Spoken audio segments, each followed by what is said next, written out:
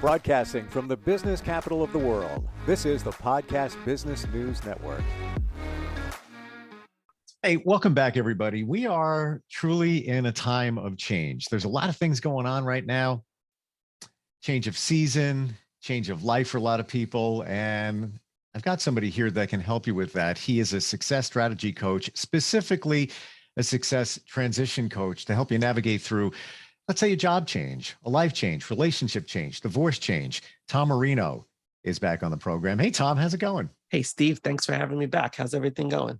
Doing very well, doing very well. And yeah, when we think about it, as we head into September already here, there are a lot of changes. It's a time where the season changes, we're going back to school, the light changes, a lot of different things. And I'm going to add here, whether you believe it or not, I'm just going to throw in here, if you're into astrology, and I skim the surface on that, but we have a Mercury retrograde coming up. Yes, we do. Yes, we do. September 9th, which can add just call it the proverbial monkey wrench in the whole system. And then we got stress from all of that, I'm sure. Absolutely. You know, it's September represents so many things. Mercury retrograde is always a good one to throw at us. You know, the world seems to go a little awry and a little amok. And you wind up with all of these extra stressors, and you're not necessarily sure why you feel off. And typically that's why you feel off, is because the universe is doing these things that throw us into and really thrust us into certain transitions, right? That's what we're facing right now. Yeah. Today is September 1, is the first day back to school for a lot of kids. Some kids have already been back. You know, this is such a major period of adjustment, especially for parents. This is a hard time of year. You know, you're trying to get back into those routines. The kids are trying to get back into those routines. And, you know, we had that break from routine, and breaks from routine are really good and positive things because it gives you an opportunity to see things differently. And hopefully, as you get back into your routines, you set new routines and you start to do things a little bit differently. But that's what this is a period of. It's a period of adjustment. It's a period of transition to a new way. And it's a rebirth in many ways, right? It's a new opportunity. It's a fresh slate. You know, the new school year is always a great time of year for kids. It's that fresh slate. Forget about last year. We're living here. We're going to make this year a better year, and we're going to keep moving forward. We have two ways to look at it. And it's so funny, as you were speaking, I'm thinking all the things that need to get done in my life, like everybody else, I'm sure, felt a little bit of stress there. But then you can also look at it as embrace this, like you said, clean slate, make some changes, positive ones, to move things forward or make life easier. So you can, there's two roads. And you can absolutely. And you have a choice there, right? You could go back to the regular and you could just jump right back into the seat, or you can change your seat and find a new direction and look for new opportunities. You know, my kids, you know, my daughter was a little anxious this morning. She's starting 6th grade. It's her last year in her elementary school.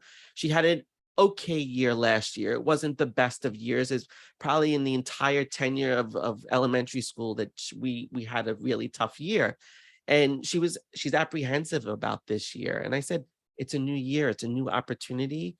Don't let last year determine how you move forward. You determine how you move forward. You take the control. And I think that's such an important point. Like, whenever we go through any transition in life, we have to remember whatever is in the past is just to advise us of what we've done, what's happened, but we no longer live there. We're not in that past anymore.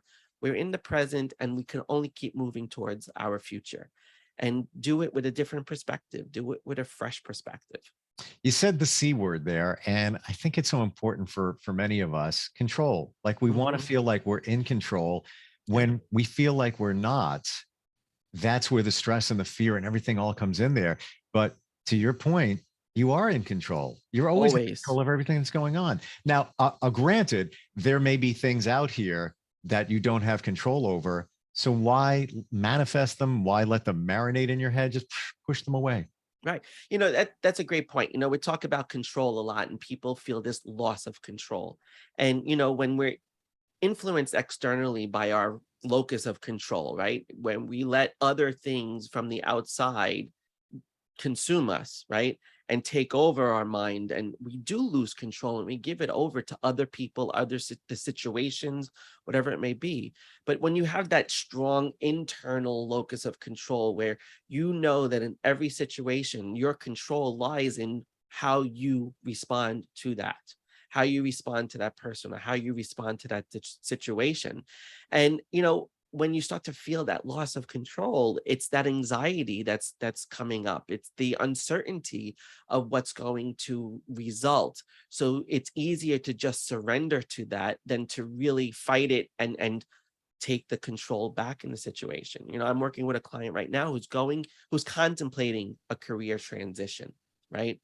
She's a teacher, but she's thinking about changing professions.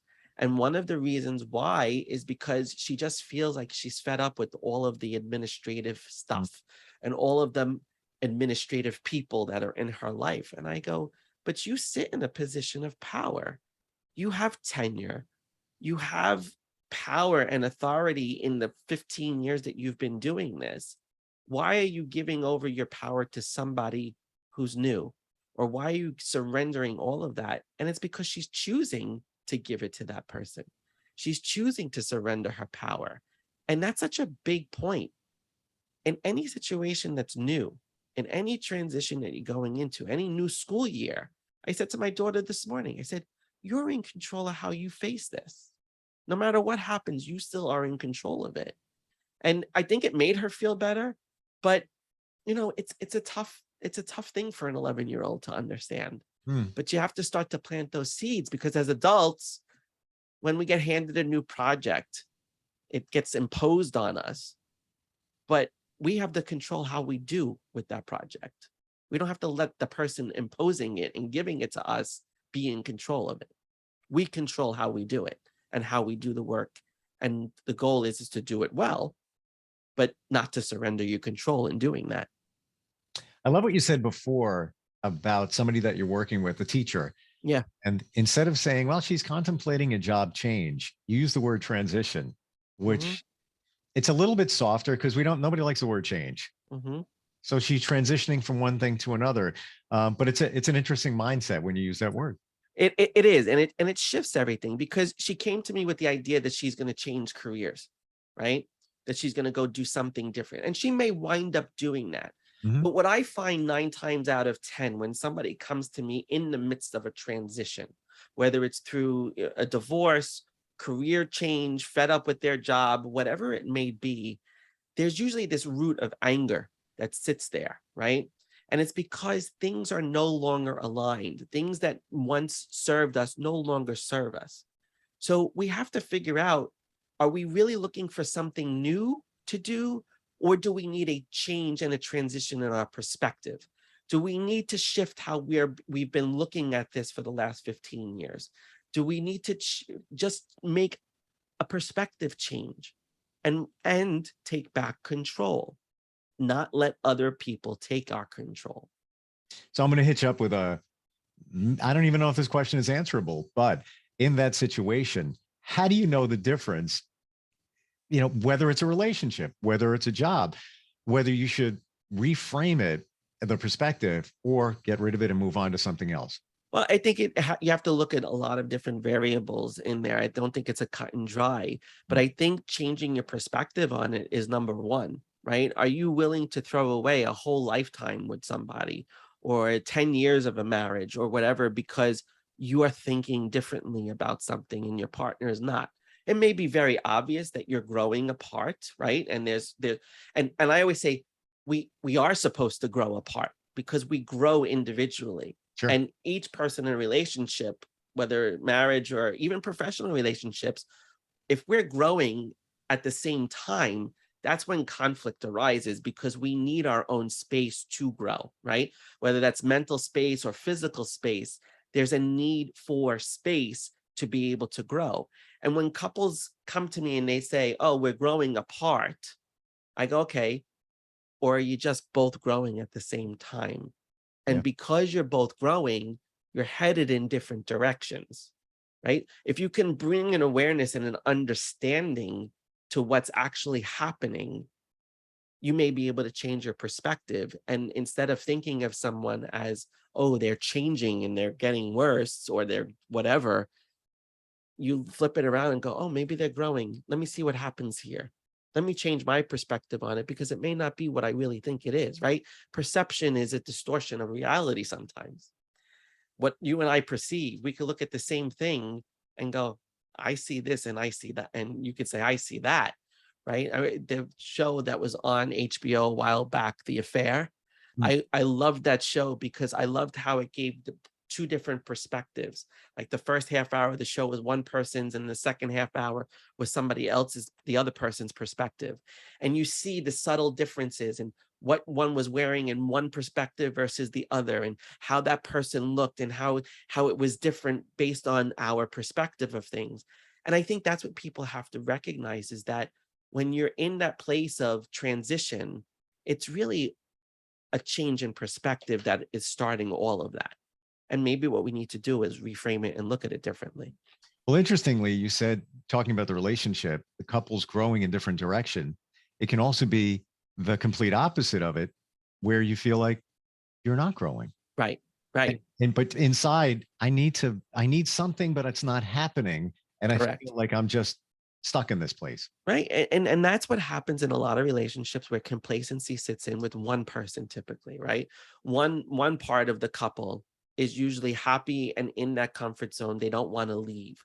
But the other person is growing and leaving comfort zones and learning and expanding themselves. And now you're in two different places.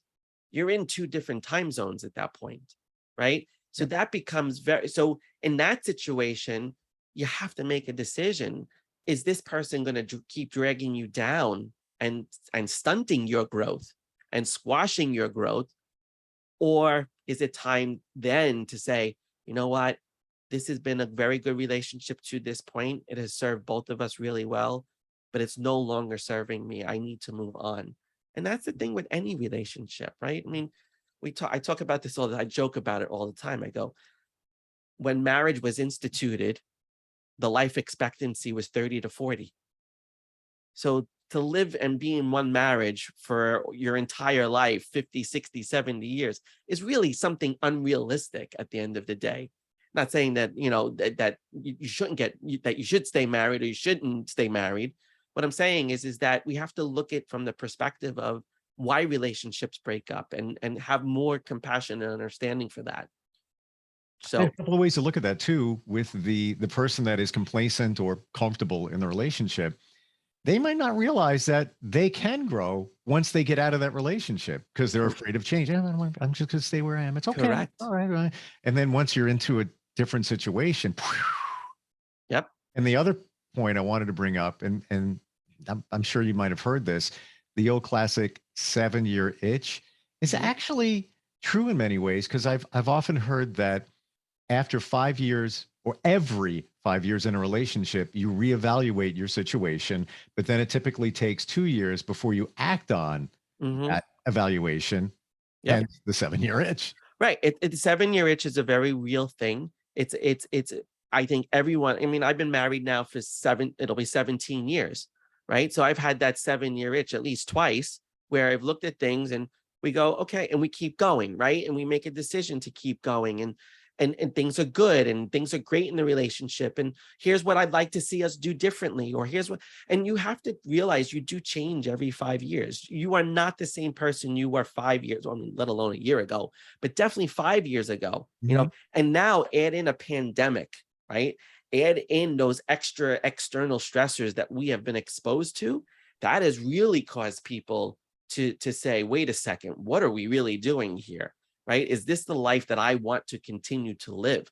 Is this the way? And I think that's where, when you express gratitude for the relationship that you've had, sometimes the best thing that comes out of a separation or a divorce is your own growth, and you taking back your self-love and your self-care, because maybe you've neglected that for many years of the relationship. I see it 100%. a lot.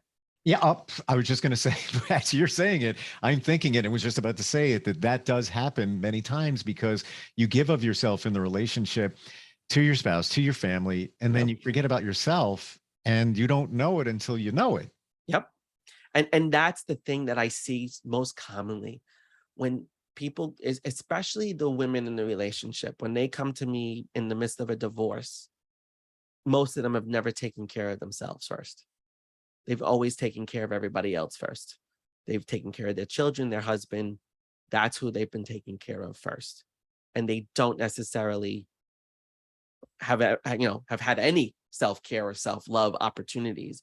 And now when they get divorced, it's like a whole new person is opened up and a whole new shell is cracked because you emerge as yourself finally. And I always tell people, when you get divorced, do not jump into another relationship. Give yourself time to date yourself, to get to know yourself, to establish self-care routines. And that's what transitions are about. Transitions are an opportunity for us to reevaluate our self-care, our self-love, period. You could name any transition, and I guarantee you the root of it is what are you going to do for yourself?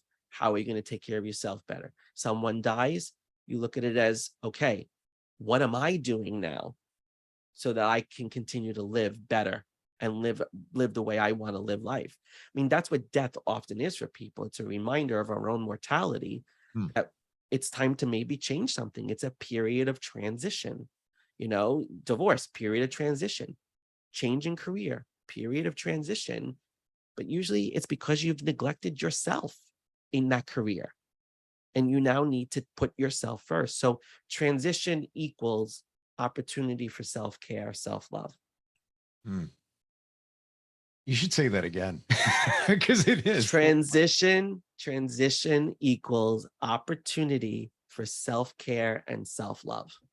And you have to look at it as an opportunity, whether it's a job ending, whether it's a relationship ending, even if it's a passing, a sudden passing of a spouse. You can, yes, there's so much grieving and healing and all of that, without a doubt. But it also is an opportunity to maybe figure out who you are and move forward. And I'm a believer in sometimes things happen for a reason, as maybe morbid as that may sound, but there's something in the universe that whatever. Listen, everything happens for a reason. I always tell people, it's so hard when we see tragedies happen, right? Like this poor kid from Utah that was in the Little League World Series, the Tank, right? Miracles for Tank. I mean, this kid was going to experience something that was a once in a lifetime opportunity. And he had this tragic event where he fell out of his bunk bed and cracked his skull. He's doing amazingly well in a very short time. And I really believe it's the power of prayer. It's the power of the love that everybody has been sending their direction. But maybe that is the thing that comes out of this, is that people recognize the love and the outpouring of love, and how we are compassionate people, and how in the midst of all the things that happen in our world, people are still capable of sending love and best wishes and prayer for someone that they don't even know, right? And that outpouring, this kid's life is changed forever. And he changed other lives because he made us appreciate. And also, whether you believe in energy and transfer of it, and I'm a student of that now, learning a lot about it. But when you send prayers and wishes, it almost sounds like a standard thing to do, but you really are sending your energy to somebody else. And energy knows no space, no time, technology, whatever. I could send energy to you, now, a positive vibe or whatever it might be. Absolutely. And that's what it's the power of. It's the power of our energy that is so pervasive, that will go miles, hundreds or thousands of miles. Yeah. And that is the beauty of being connected, and it creates a connectedness with people. And one of the things that I think we need to remember is in a period of transition, that it happens for you, right? And if it is the ending of a relationship, put it out in gratitude.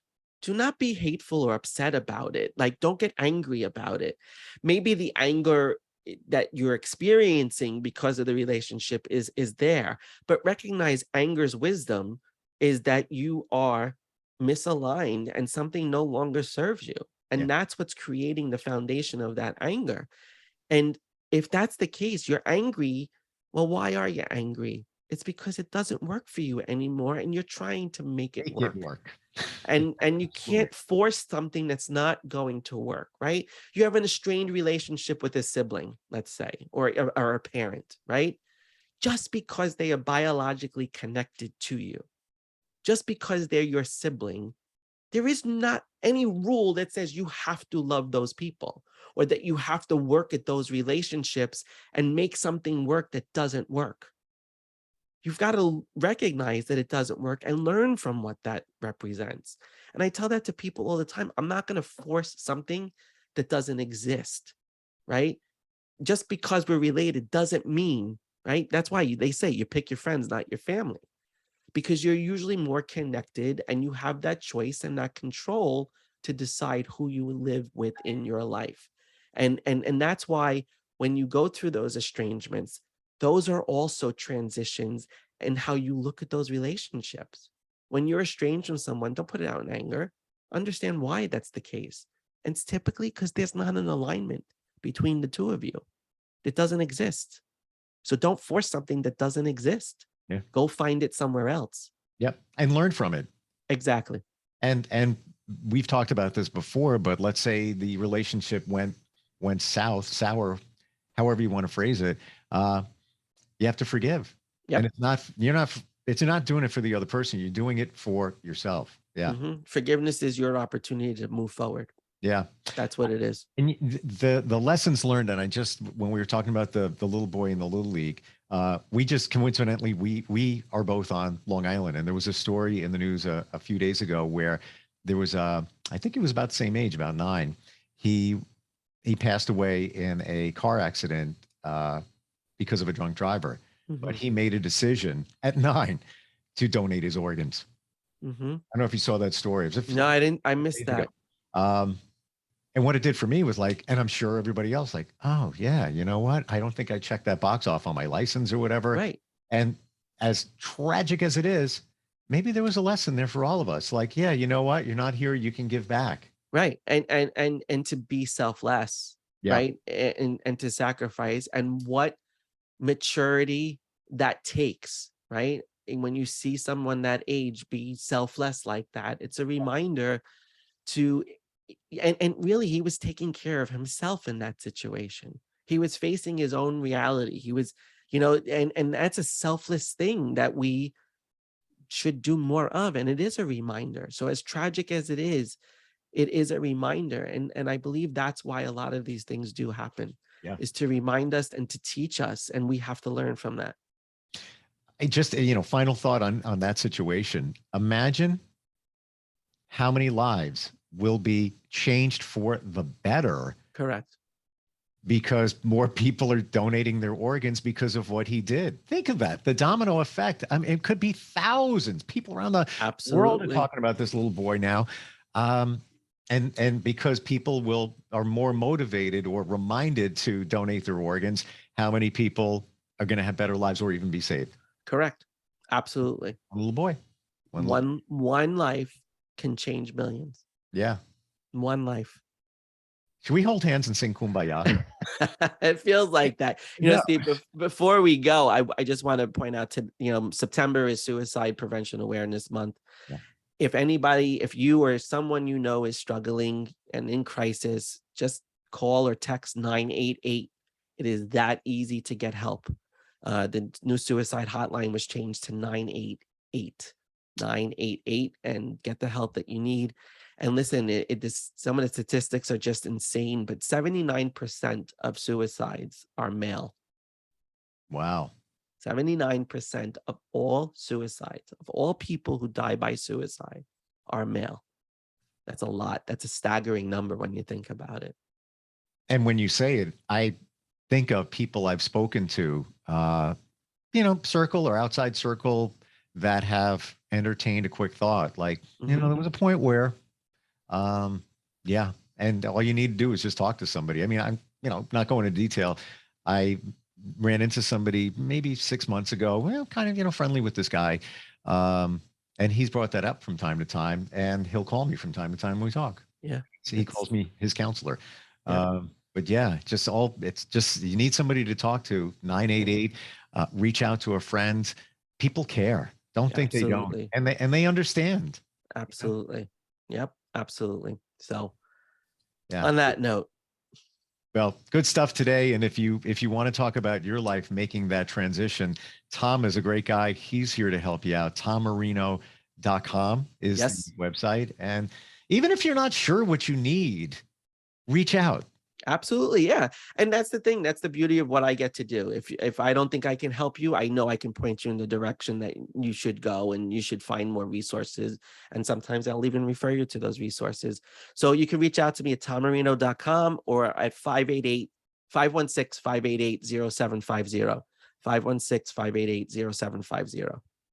We've done quite a few of these, but I got to tell you, this one seems to be hitting the mark pretty heavy. And I can't explain why, but it just feels like this needed to be talked about. Absolutely. Transition equals opportunity for self-care and self-love.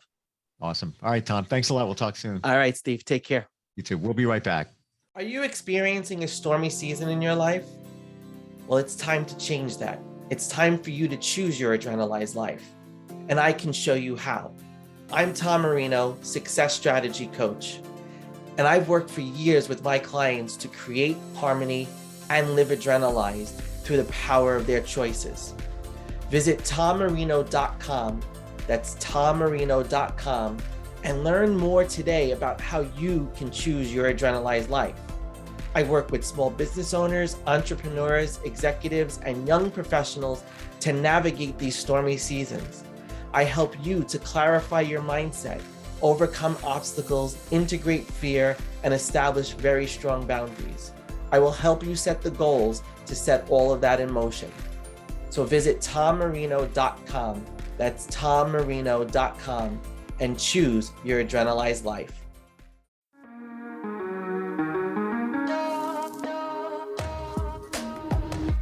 Broadcasting from the business capital of the world, this is the Podcast Business News Network. For nearly 2,000 severely injured veterans, everyday life has become filled with barriers. Day-to-day simple tasks can become pretty daunting. I have to carry my chair up 2 flights of steps or have somebody do it for me. What scares me the most is just the falling. When I'm struggling with my house, I think, to have that one great barrier just knocked down, it's crucial.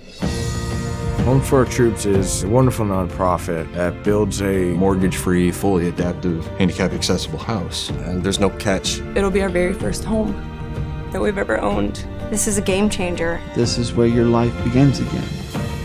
We need you to join us in completing this important mission. Please visit hfotusa.org and help build homes and rebuild lives. Because of you, everything's going to be okay.